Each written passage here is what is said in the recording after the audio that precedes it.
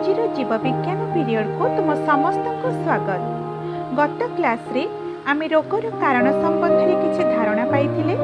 आज आमे संक्रामक रोग और अणसंक्रामक रोगर कारण, संक्रामक रोगर कारक एवं संक्रामक रोग किपरि व्यापे से विषय रे आलोचना करिबा।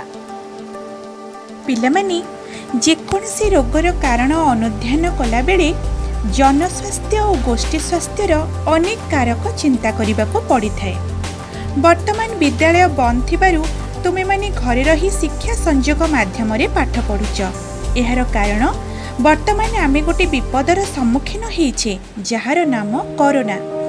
एहा एक भूताणु बा भाइरस जनित रोग जहा गोटे रोगी शरीर सुस्थ व्यक्तिर शरीर को अति सहजरे सीधा सड़क संक्रमित हेबारे लागिछि।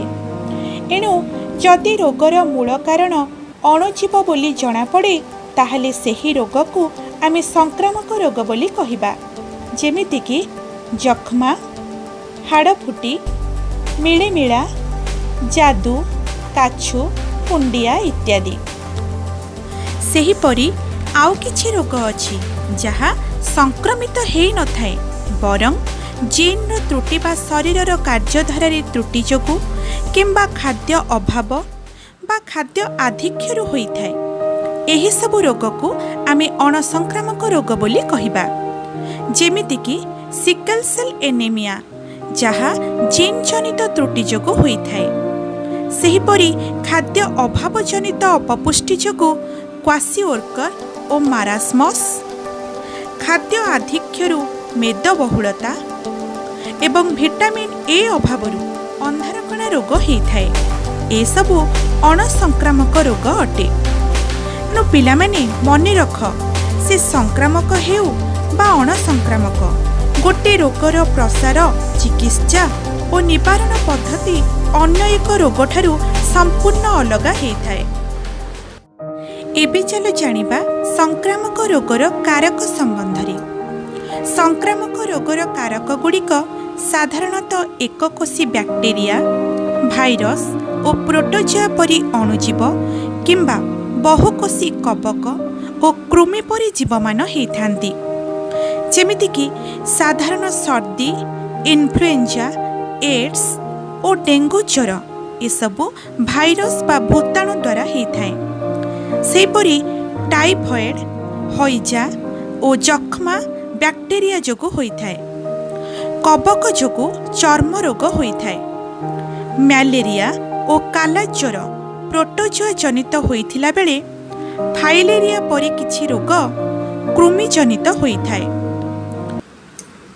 रोगर चिकित्सा पई रोग सृष्टिकारी अणुजीव मानक श्रेणी विभाग जानिबा निहाती आवश्यक। काहेकि ना प्रत्येक अणुजीवर किछि निजस्व गुण थाए।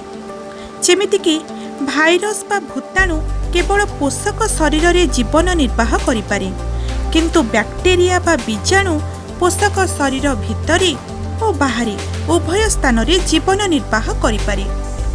भाइरस, कवक और बैक्टेरिया एमाने खूब शीघ्र सेमानक वंश वृद्धि करि पारंती, किंतु कृमि माने शीघ्र वंश वृद्धि करि पारंती नाही। और एमानक द्वारा जो रोग सृष्टि हुए सेगुड़िकर उपशम पाई निर्दिष्ट औषधर व्यवहार करा जाय थाए। जेमिति कि पेनिसिलिन एही एंटीबायोटिक र व्यवहार फल रे बैक्टेरिया शरीर कोष भित्ति तैयारी रे बाधा सृष्टि हुए और बैक्टेरिया जैविक क्रिया बंद हो जाए, जहा फल रे बैक्टेरिया मृत्यु घटे। अपरपक्षरे मनीष शरीर कोषरे कोष भित्ति नथिबारु पेनिसिलिन रो कोनोसी भी प्रभाव मनीष कोष उपरे पड़े नाही। ठीक सेही भली भाइरस मानक उपरे एंटीबायोटिक रो कोनोसी भी प्रभाव पड़ी न थाए। साधारण थंडा रोग रे एंटीबायोटिक कोनोसी काम करि न थाए, किंतु जेतेबेले बैक्टेरिया जनित संक्रमित रोग सह भाइरस संक्रमित थंडा हुए सेतेबेले एंटीबायोटिक ठीक काम करिथाए, अर्थात ताहा रोगर बैक्टेरिया मानंको मारी देई थाए। एबे चलो जानिबा संक्रामक रोग किपरि व्यापे।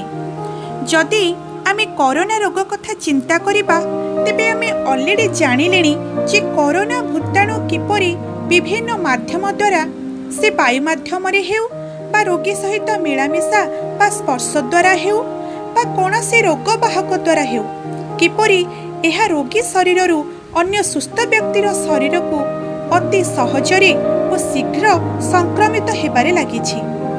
एणु संक्रामक रोग को डिया रोग बा कम्युनिकेबल डिजीज मध्य कुहाଯାଏ। प्रथमे चलो जानिबा वायु माध्यम व्यापुथिबा रोग संबंध रे।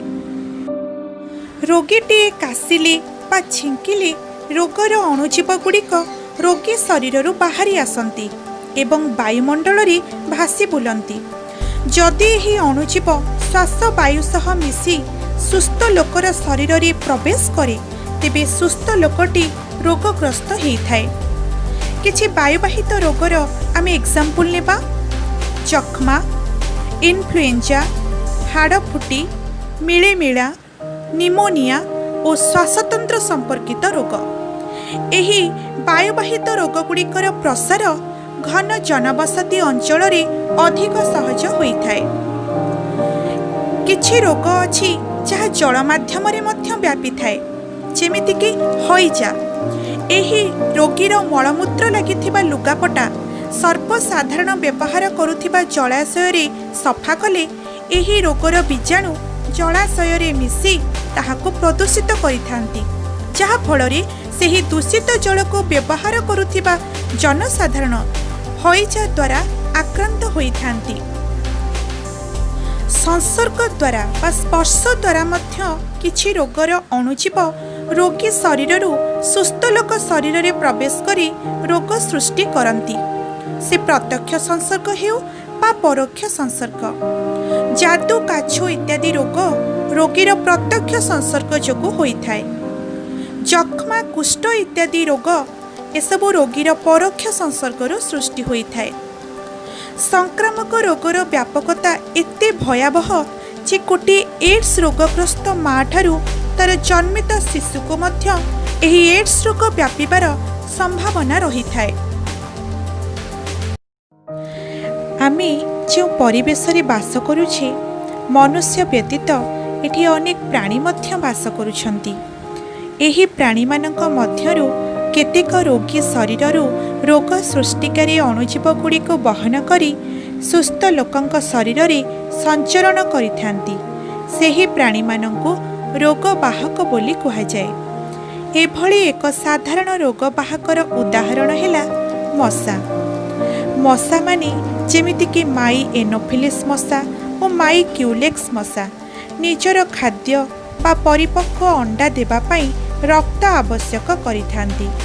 सेथिपाई जेतेबेले मशा कोनोसी व्यक्ति शरीर रक्त शोषण करे और जदि सेही व्यक्ति म्यालेरिया परजीवी प्लाज्मोडियम द्वारा आक्रांत थाए तेबे मशा तार सुंढरे रक्त सह सेही परजीवी को मध्य बहन करि आणे और सेही मशा जेतेबेले कोनोसी सुस्थ लोक को जाई कामुड़े से समय रे से रोगी ठारू आनिथिबा प्लाज्मोडियम परजीवी गुड़ी को सुस्थ लोक शरीर रे संचरण करिथाए एवं सेही परजीवी गुड़िक रोगी शरीर मध्यरे प्रवेश करी यकृत मध्य को जाई सेठारे वंश विस्तार करती एवं लोकटी रोगाक्रांत हो पड़े। तेणु पिलामाने एहिपरि भावरे विभिन्न माध्यम द्वारा संक्रामक रोग व्यापी थाए।